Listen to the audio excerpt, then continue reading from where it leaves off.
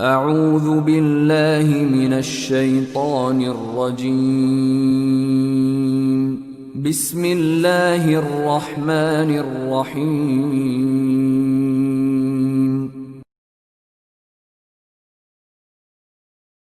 إن الله يأمركم أن تؤدوا الأمانات إلى أهلها وإذا حكمتم بين الناس أن تحكموا بالعدل.